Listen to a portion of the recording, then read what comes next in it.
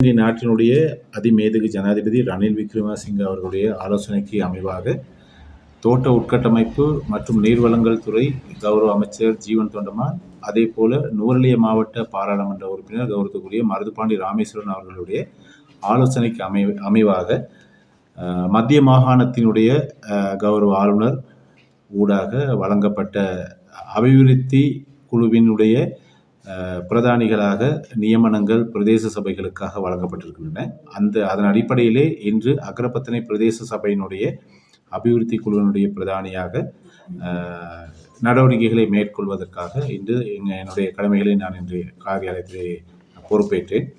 இது முக்கியமான காலகட்டம். ஏனென்றால் இந்த நாட்டிலே அபிவிருத்தி என்பது ஸ்தம்பித நிலையில் இருக்கின்ற காரணத்தினால் அதிமேதகு ஜனாதிபதி அவர்கள் இந்த நாட்டை பொறுப்பேற்ற பொழுது இந்த நாட்டிலே மிகப்பெரிய பாரிய பிரச்சனை சிக்கல் ஏற்பட்டிருந்தது. அபிவிருத்தி சம்பந்தமான விடயங்களிலும் பொருளாதார சிக்கலிலும் அதை கவனத்தில் கொண்டு அந்தந்த பிராந்தியங்களுக்கு சில முகவர்களை நியமித்து அவர்கள் ஊடாக இந்த அபிவிருத்தி திட்டங்களை துரிதப்படுத்துவதற்கான செயல் திட்டத்தை அதிமேதகு ஜனாதிபதி அவர்கள் மேற்கொண்டிருக்கின்றார். அதற்கு மிக உறுதுணையாக தோட்ட உட்கட்டமைப்பு அமைச்சர் கௌரவத்துக்குரிய ஜீவன் தொண்டமான் அவர்கள் திகழ்ந்து கொண்டிருக்கின்றார்.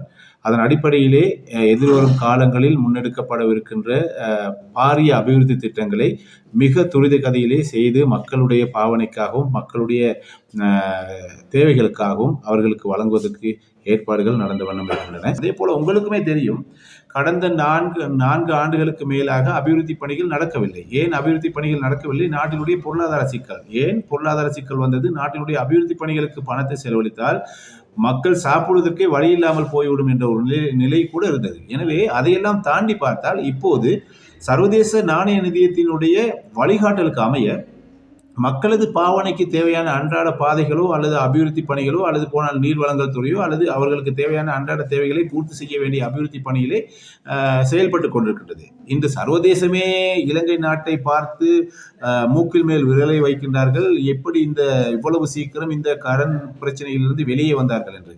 அப்படி பார்க்கின்ற பொழுது சில ஊடகங்கள் தெரியாதா எங்களுக்கு இந்த அபிவிருத்தி பணி தேர்தல் இலக்காக கொண்டு செய்கின்றார்கள் என சில ஊடகங்கள் கூறுவார்கள். அதை நாங்கள் கவனத்தில் கொள்ள முடியாது. மக்கள் நலனே எங்களுக்கு தேவை. ஜனாதிபதி அவர்கள் உங்களுக்கு தெரியும், முழு நாட்டிலுமே அபிவிருத்தி வேலைகளை செய்வதற்கான முழு ஏற்பாடுகளை செய்த வண்ணம் இருக்கின்றார். அதோடு வரவிருக்கின்ற காலம் என்பது உங்களுக்கு தெரியும், இலங்கையிலே அரசியல் தேவை கருதி தேர்தல் நடைபெறவிருக்கின்றது.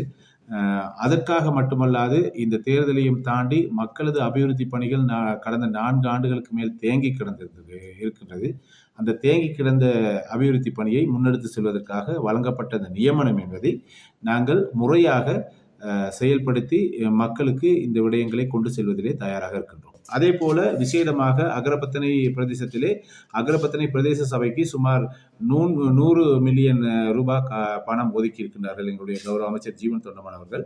அதன் ஊடாக இந்த பிரதேசத்தில் இருக்கின்ற தோட்டங்கள் வாரியாக, அதே போல ஆலயங்கள், விளையாட்டு மைதானங்கள், அதே போல பாதை அபிவிருத்திகள், நீர்வளங்கள் என எல்லா துறைகளுக்கும் தேவையான அபிவிருத்திக்கான வேலை திட்டங்களை இப்போது முன்னெடுத்து செல்வதற்கான நடவடிக்கையை நாங்கள் மேற்கொண்டு வருகிறோம். ஒரு இலங்கை நாட்டினுடைய அதி உச்ச சபைதான் பாராளுமன்றம்.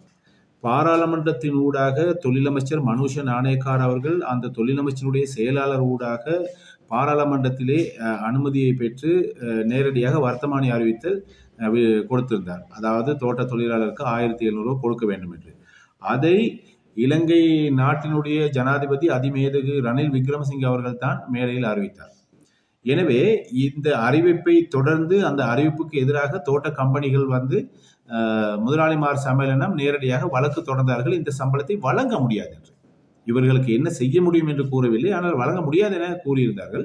இருந்தும் கூட வழங்க முடியாது என்ற காரணத்தை எல்லாம் தாண்டி உச்ச நீதிமன்றம் கூறியிருந்தது இது நிச்சயமாக கொடுக்க வேண்டும் என்ற ஒரு துணியோடு தான் அந்த வழக்கிலே இடைக்கால உத்தரவை கோரியிருந்த கம்பெனிகளுக்கு அதிரடியாக தெரிவித்தது, நாங்கள் இந்த இடைக்கால உத்தரவை பிறப்பிக்க முடியாது என்று. எனவே பிறப்பிக்க முடியாத சட்டத்தை வைத்துக்கொண்டு மீண்டும் 1700 ரூபாய் கொடுக்க முடியாது என்று கம்பெனிக்காரர்கள் சொல்வார்களாயின் அவர்கள் பாரிய ஒரு அடியை அவர்கள் சந்திப்பார்கள். அதாவது பாரிய ஒரு எதிர்ப்பு அலையை அவர்கள் சந்திப்பார்கள், வரலாறு காணாத எதிர்ப்பு அலையை சந்திப்பார்கள். இப்படியான நிலையை வைத்துக்கொண்டு மலையக மக்களுக்கு இன்று நடக்கின்ற அசௌகரிய நிலைக்கு நாங்கள் எந்த விதத்திலும் பொறுப்பு கூற முடியாது. எனவே அந்த மக்களது நன்மை கருதி எதிர்காலத்திலே இந்த சம்பளம் விடயத்திலே அவர்கள் மெத்தன போக்கை கடைபிடித்தார்களானால் அந்த போக்குக்கு எதிராக மிகப்பெரிய ஒரு மோசமான போராட்டம் வெடிக்கும் என்பதில் சந்தேகமில்லை. அதே போல இம்முறை அந்த 10ஆம் தேதியை பார்த்து கொண்டிருக்கிறார்கள், எவ்வளவு சம்பளம் கொடுக்க போகின்றார்கள் என்று. இவர்கள் நிச்சயமாக கொடுக்க வேண்டும். நீங்கள் நினைத்து பாருங்கள், இன்று 1700 ரூபாய் சம்பளத்தை கொடுக்க வேண்டும் என்பதற்காகத்தான் இந்த உச்ச நீதிமன்றமே அந்த தடை உத்தரவை தளர்த்தியிருக்கிறது. தடை உத்தரவை தளர்த்திய பின்பு கூட அவர்கள் உச்ச நீதிமன்றம் எங்களுக்கு ஒன்றும் சொல்லவில்லை என்ற ஒரு காரணத்தோடு அவர்கள் அதாவது காயை நகர்த்த பார்த்தார்கள். ஆனால் அதற்கான பதிலடி வேறு விதமாக இருக்கும்.